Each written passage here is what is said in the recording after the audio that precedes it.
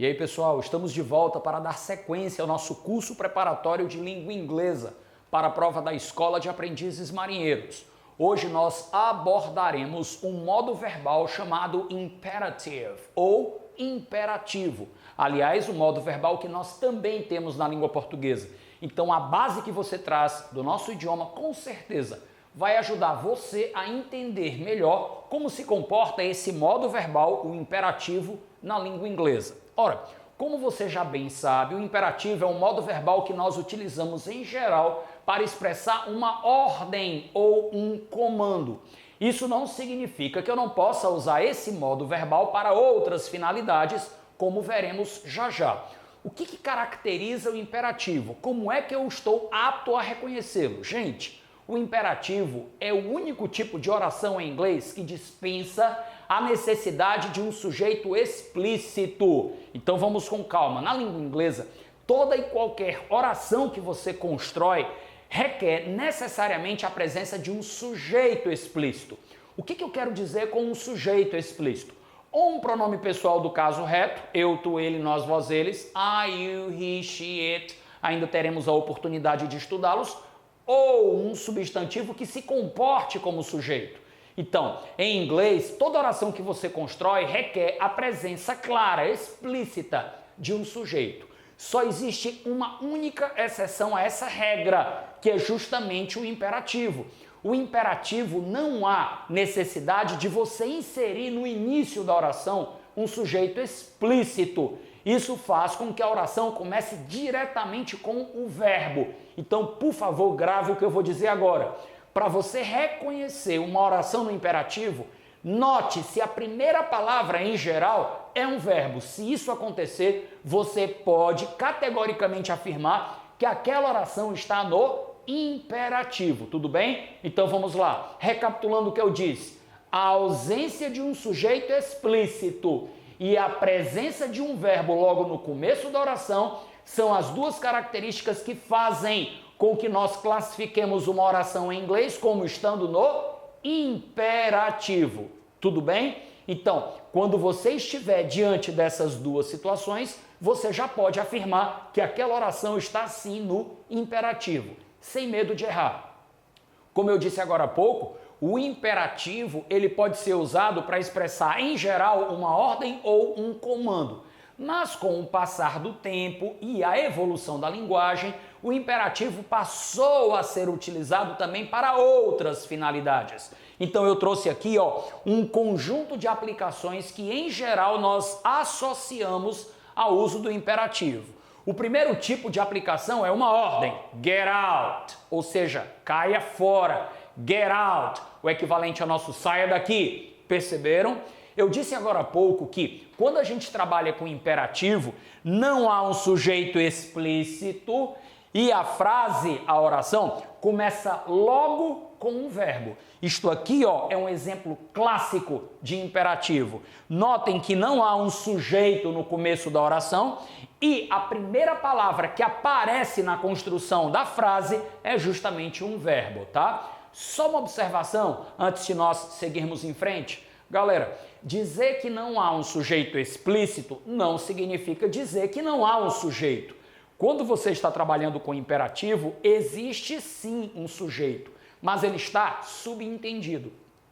Ele está implícito. Então, quando eu olho para alguém e digo assim, saia fora, saia daqui, caia fora. Quando eu uso essas frases, eu estou me referindo a você. Deu para entender? Então, é como se aqui no começo dessa frase houvesse o pronome you, bem conhecido, embora nós, repito, ainda o estudaremos posteriormente.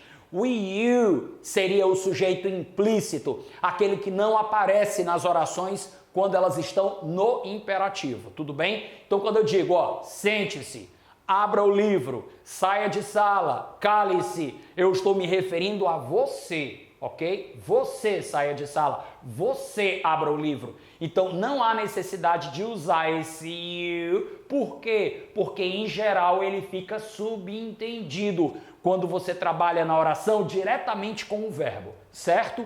Além de expressar uma ordem, eu posso sim usar o imperativo para expressar uma solicitação ou um pedido. Por exemplo, você está sentado à mesa durante um jantar e aí você diz, please, pass me the salt. Por favor, passe-me o sal. Observem que essa frase ela não está expressando uma ordem, um comando, mas mesmo assim ela está no imperativo.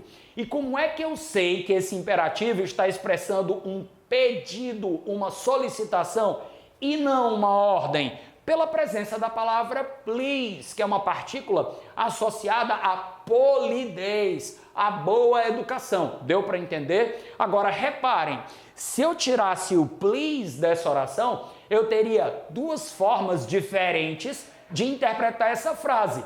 Ou como uma ordem ou como um pedido. Por exemplo, pass me the salt, passe-me o sal. Aí seria uma ordem. Agora, pass me the salt, passe-me o sal, seria um pedido. Mesmo na ausência do please, eu poderia chegar à conclusão de que aquela oração, ela denota um pedido.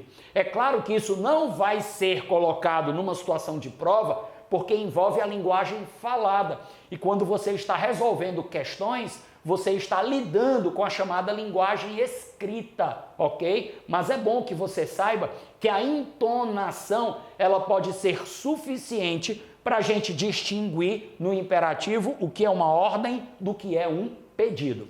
A terceira aplicação do imperativo é quando eu utilizo esse modo verbal para expressar um conselho.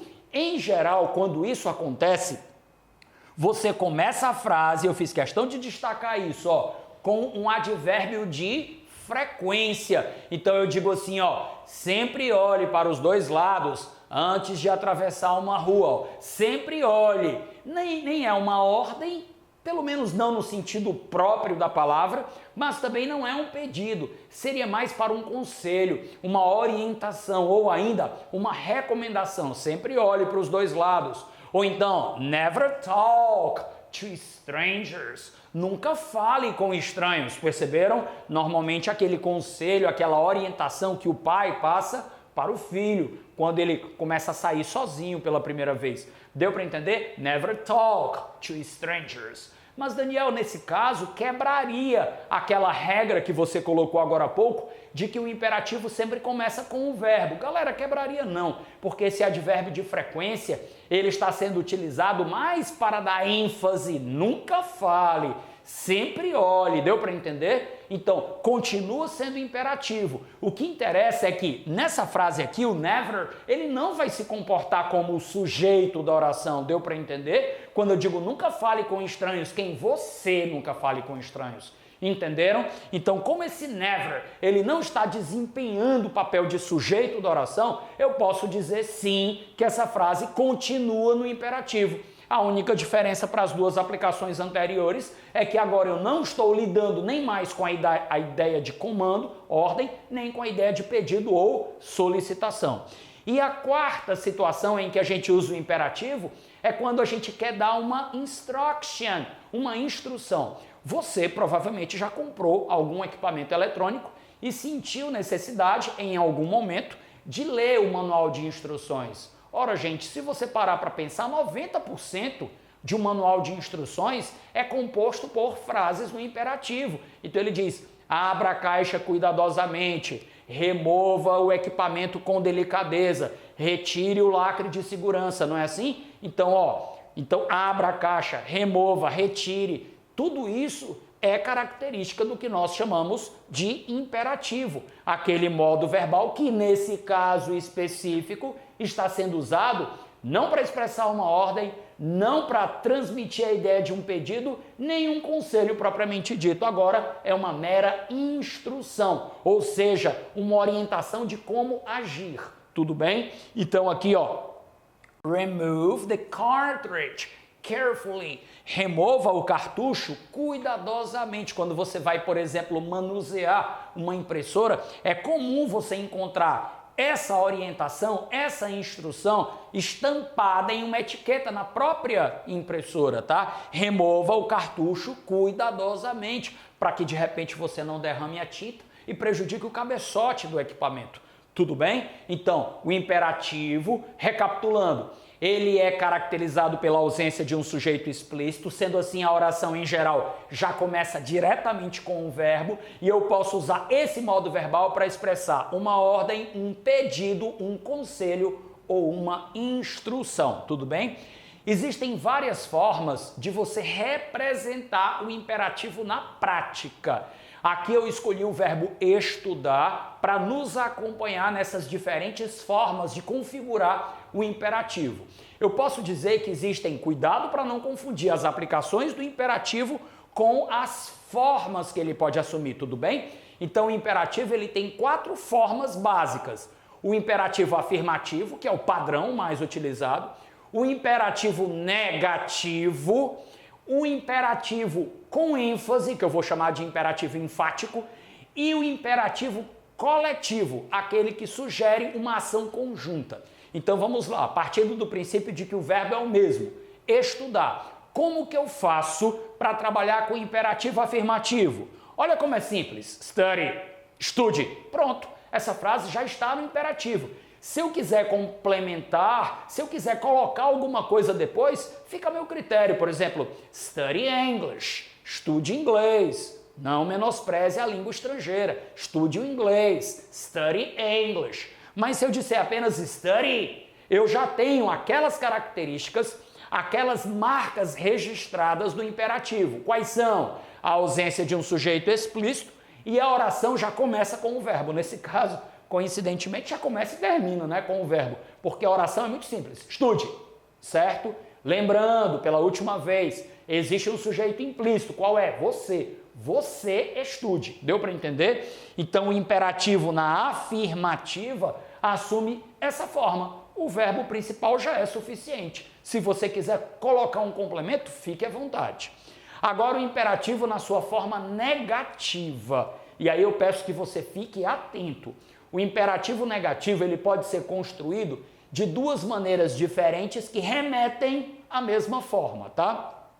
Quais são? A primeira é você colocar o don't antes do verbo. Então olha a diferença. Study, estude. Don't study, não estude. Deu para perceber a diferença? Ó, estude, imperativo afirmativo. Não estude, imperativo negativo, certo? A única coisa que eu preciso que você lembre do imperativo negativo, acabei de dizer, existem 2 formas para a gente configurar o imperativo na negativa. A segunda forma seria pegar esse don't e separá-lo. Aí ficaria do not study. Em geral, o imperativo na negativa é só assim, don't study. Mas existe a possibilidade de você dizer do separado not, separado study. Ou seja, você pega essa forma contraída negativa do don't, e coloca do not. Só isso. É o imperativo na negativa. Tudo bem? Beleza. E o imperativo na forma enfática, Daniel? Para que a gente vai usar em primeiro lugar esse imperativo? Ora, como o próprio nome diz, para dar um destaque ao que você está dizendo. Uma coisa é você olhar para alguém e dizer study, estude. Outra coisa é você olhar para essa mesma pessoa e dizer do study. Ou seja, não tem uma tradução perfeita para a língua portuguesa, eu não posso fazer uma adaptação, digamos, literal, mas seria o equivalente, ou seja, corresponderia na língua portuguesa a você olhar para alguém e dizer assim, ó, estude mesmo, estude para valer, não me enrole, estude mesmo. Então, em inglês, essa forma de enfatizar, perceberam o destaque que eu dei? Essa forma de enfatizar, ela é construída com a partícula do. Só essa forma, do, antes do verbo em questão. Então, vamos lá, ó. Afirmativo, study. Negativo, don't study. Enfático, do study. Perceberam? Então, é simples você lembrar dessas formas do imperativo, mas espera aí que faltou mais uma. O imperativo coletivo, aquele que, como eu falei agora há pouco, sugere uma ação conjunta. Quando eu olho para você e digo study, estude, a ordem parte de mim para você. Ou seja, eu estou dando o comando para que você execute a ação. Agora, vamos imaginar que eu queira praticar a ação juntamente com você. Entenderam o que é uma ação conjunta? O que é esse tal de imperativo coletivo? Pois bem, nesse caso eu vou dizer let's study, vamos estudar. Então, olha só, o imperativo coletivo, ele se configura através da utilização da partícula let's antes do verbo com o qual você está trabalhando. Então, let's study, vamos estudar. Let's work, vamos trabalhar. Let's talk, vamos conversar. Deu para entender? Em todos esses casos, eu faço parte do grupo que vai executar a ação. Ela, ao contrário do imperativo simples na afirmativa, não envolve um comando que parte de A para B. Nesse caso, A está inserido no grupo onde o B também está e os dois vão executar essa ação. Ficou claro para você? Bom, agora é treinar. Vamos lá? Olha essa primeira questão da AFA, feita em cima do slogan da Nike. Olha só. The sentence, just do it, which is Nike's slogan, is in. A sentença, just do it. Just, tem várias possibilidades de tradução. Uma delas é o nosso apenas. A gente vai estudar outras aplicações do just, mas agora eu quero que você grave apenas a ideia do just, como somente, só. Então, just do it. Apenas faça. O que ele quer dizer com esse slogan? Já pararam para pensar qual é a mensagem, entre aspas, subliminar que a Nike quer deixar para você? Então ele diz, não planeje, não idealize, não projete, faça, execute. É como se ele quisesse dizer, nós somos uma marca de equipamentos esportivos para quem faz, para quem realiza, para quem conquista. Deu para entender? Nesse momento, o que interessa para a gente é a mera classificação da frase just do it, que inclusive no próprio enunciado ele deixa claro, ó, é o slogan da Nike, ok? Então você tem aqui, olha as opções. Será que esse slogan, aliás, antes disso, vocês notaram, ó, apenas faça, just do it. Vocês perceberam que o do it é o imperativo e esse just ele está sendo usado apenas para reforçar a ideia de que você tem que fazer alguma coisa? Então, just do it, apenas faça, certo? Então eu pergunto a vocês, estamos ou não estamos trabalhando com o imperativo? Se por um acaso você ficou em dúvida e pensou, poxa, será que esse just não está funcionando como sujeito da oração? A resposta é não. Para que eu possa dizer que essa palavra que antecede o verbo seja para que eu possa classificá-lo como sujeito da oração, ou é um pronome pessoal do caso reto, eu, tu, ele, nós, vós, eles, I, you, he, she, it, como eu expliquei na parte teórica, ou um substantivo. Mas o just é só um advérbio, galera. E como a gente já assinalou anteriormente, vem antes do verbo principal. Então, eu não posso afirmar que está no presente, tá? Não posso dizer isso, porque o imperativo não é tempo verbal, o imperativo é modo verbal. Não posso dizer também que está no present perfect, no presente perfeito, porque aqui nós temos mais um exemplo de tempo verbal. Aliás, a dica, me permitam voltar para o item A.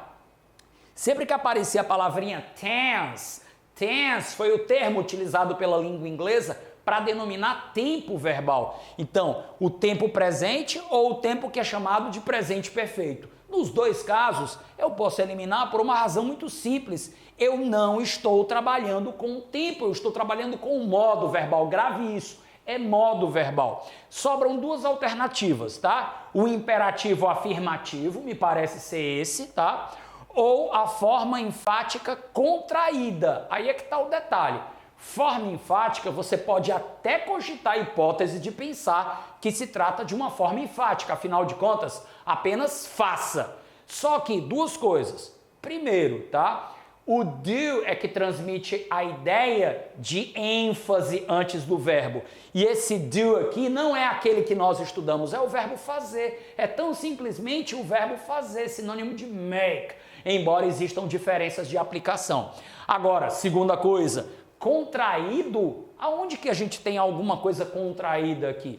Então eu elimino a letra D e fico com a resposta correta C de casa. Nós temos aqui, repito, um exemplo clássico de imperativo na afirmativa, tá? Vamos para a segunda questão, uma questão da Escola de Especialistas da Aeronáutica. Olha o que diz o enunciado dessa questão. The correct negative form of the sentence underlined in the dialogue is. A forma negativa. Opa, a gente já lembra logo do imperativo na sua forma negativa. Como é que a gente constrói mesmo? Com o don't. No máximo eu vou usar a forma separada do not. Então, a forma negativa correta da sentença sublinhada no diálogo é: me permitam sequer ler o diálogo, eu vou direto para a parte que interessa, que é o trecho que está sublinhado. Olha só, come here. Come here está no imperativo, não está? Se ele quer a forma negativa do imperativo, o que é que eu vou fazer? Muito simples, eu vou colocar o don't antes do come. Cuidado, viu, gente? Esse John colocado no diálogo pode te dar a impressão de que nós não estamos trabalhando com o imperativo. Você pode raciocinar que o John é o sujeito da oração. O John não é o sujeito da oração. O John não passa de um mero vocativo usado para dar um chamado. John, vem aqui. O que interessa é o que está depois da vírgula. Venha aqui. Isso é o imperativo, ok? Se eu estou trabalhando com o imperativo e ele me pede para transportar para a forma negativa, eu não posso usar a forma won't, eu elimino a letra B. Também não posso usar a forma did not, que seria o passado, e o imperativo não é tempo verbal. Eu reforço, o imperativo é um modo verbal. Não posso usar o does not. Cuidado, não caia nessa armadilha. Você pode pensar que o John é o sujeito da oração e por ser terceira pessoa do singular no presente simples, que é o nosso próximo conteúdo da aula 3, você pode pensar em usar o does not. Não use. O imperativo na negativa é sempre construído com o don't. Repito, o máximo que poderia acontecer é o do separado do not. Resposta correta, item A. Terceira questão é do it. Olha que questão interessante. A alternativa abaixo, que contém o verbo que preenchendo a lacuna de, e olha a frase, be a good boy, encerra, ou seja, contém a ideia de imperativo, afirmativo, enfático, para tudo. O que é o imperativo, afirmativo e enfático? Como é que a gente deve configurar esse tipo especial de imperativo? Lembrou? Você vai colocar antes do verbo, seja ele qual for, a partícula do. Tudo bem? Então, automaticamente você já sabe qual é a opção que vai preencher corretamente a lacuna proposta pelo enunciado. Então vamos lá, be a good boy seria o equivalente a seja um bom garoto. Ó, eu vou sair de casa, comporte-se, seja um bom garoto, beleza? Se eu quiser enfatizar esse be a good boy, o que é que eu vou fazer? Eu vou lembrar da partícula que é usada em inglês na construção do chamado imperativo enfático, ou como o enunciado da questão classificou, imperativo, afirmativo, enfático, tudo bem? Basta você lembrar da partícula do, que já é o suficiente para você acertar a questão. Não pode ser o should, que é um verbo auxiliar modal, ainda vamos estudá-lo. Não pode ser o verbo have, que é o verbo ter. Não pode ser o verbo may, que também é um verbo modal. Não pode ser o must, mais um verbo modal. Resposta correta, automaticamente eu seria empurrado para a letra B de bola. Ficaria do be a good boy. Você pode até estranhar e pensar, poxa Daniel, mas eu vou usar o do com o be? O que tem? O be, ele está transmitindo a ação, seja um bom garoto. O do está transmitindo a ênfase a essa ação. Seria, seja mesmo um bom garoto, comporte-se para valer. Deu para entender? Resposta correta, a letra B de bola. E essa questão da F1 de 2007? Mark the correct alternative. Marque a alternativa correta. Alan. Olha aí, Alan, de novo, tem uma vírgula. É vocativo. Se é vocativo, eu não posso nem cogitar a hipótese de considerar o Alan como sendo o sujeito da oração. Tracinho, the lights when you leave the room. Eu quero dizer, sempre desligue as luzes quando você deixar a sala. Deu para entender? Não deixe as luzes ligadas. Ou seja, desligue as lâmpadas. Deu para entender? Então, como é que eu faço para dizer isso em inglês? Lembrando que o advérbio de frequência é o always. Acho que ficou fácil, né? A gente conversou lá atrás que quando nós estamos trabalhando com advérbio de frequência, ele vem antes. da ação propriamente dita. E a ação é turn off, que é desligar. Então, primeiro eu vou colocar o advérbio de frequência, always, depois a ação turn off. Morreu a questão. É só isso que eu preciso lembrar. Inclusive, eu dei um exemplo que é sempre olhe para os dois lados. Lembram disso? Always look at both sides before crossing the street. Sempre olhe para os dois lados. Lembram disso? Ó, o always fica antes do look, que é o verbo olhar. Da mesma maneira, o always vai preceder, ou seja, vai estar posicionado antes do turn off. Então não pode ser o item A, não pode ser a letra B de bola, C de casa também não, letra E, resposta correta, portanto, always turn off. Tudo bem? Lembrando, quando você trabalha com imperativo, o verbo fica na forma normalzinha dele. Então, nada de colocar ing, nada de colocar ed. Sempre trabalhe com o verbo na sua forma basal. O que é a forma basal do verbo? É o verbo sozinho, sem usar nem a partícula to do infinitivo, a aula anterior, a aula 1 que vocês trabalharam comigo, tá bom? Vamos para a última questão, uma questão da Escola Naval de 2014. Olha só. Which of the alternatives below contains a mistake? Qual das alternativas abaixo, below, não esqueçam, essa palavra vai aparecer muito nos enunciados de questões. Contains a mistake, contém um erro. E aí eu peço que você fique muito atento, tá? Em uma dessas 5 alternativas houve um erro e ele pede que você identifique. Vamos começar na sequência natural das opções. Iniciando pelo item A, be punctual, seja pontual. Eu pergunto para vocês, partindo do pressuposto de que nós estamos trabalhando com um imperativo, essa oração foi corretamente construída? Sua resposta foi sim, ela foi corretamente construída. Por quê? Porque o imperativo ele se caracteriza pela ausência de um sujeito explícito, sendo assim, a oração já começa diretamente com o verbo e o complemento não interessa. Nesse caso, era o adjetivo pontual. Eu digo, seja pontual, chegue na hora, tudo bem? Be punctual. Então, eu não vou assinalar o item A. Lembrando que ele quer que nós encontremos um erro gramatical no uso, tá, do imperativo. Então, o item A está descartado. Vou analisar agora a letra B. Do you make an effort to be on time? É interessante quando eu estou em salas de aula presenciais que sempre os alunos dizem, professor, é a letra B. Eu pergunto para eles, por que é a letra B? Eles dizem, professor, eu não posso colocar o verbo do junto com o verbo make, já que ambos remetem à mesma ideia, o verbo fazer. Peraí. Realmente o verbo do, ele pode ser o verbo fazer. Inclusive eu já havia comentado isso anteriormente. E o verbo make, ele pode sim assumir a mesma tradução, ou seja, ele também pode funcionar como o verbo fazer. Se você parar para pensar, eu não vou colocar 2 verbos com o mesmo sentido juntos, um antes do outro. Ocorre, porém, que nós estudamos uma configuração do imperativo, que é o chamado imperativo enfático, que é quando você coloca o do antes de qualquer verbo, seja ele qual for, para transmitir a ideia de ênfase. Então a armadilha que o examinador construiu e que derrubou muita gente em 2014 foi justamente colocar o do para fazer você pensar que era o verbo fazer, quando na verdade é apenas uma partícula de ênfase usada antes do verbo verdadeiramente constituído, que é o verbo make, para transmitir a ideia de ênfase. Deu para entender? Na questão 3, se não me falha a memória, tinha lá, do be a good boy, seja mesmo um bom garoto. Então é a mesma linha de raciocínio aplicada na letra B, então não está errado, pelo contrário, gramaticalmente essa oração está perfeita. Seria o equivalente a dizer, do make an effort to be on time.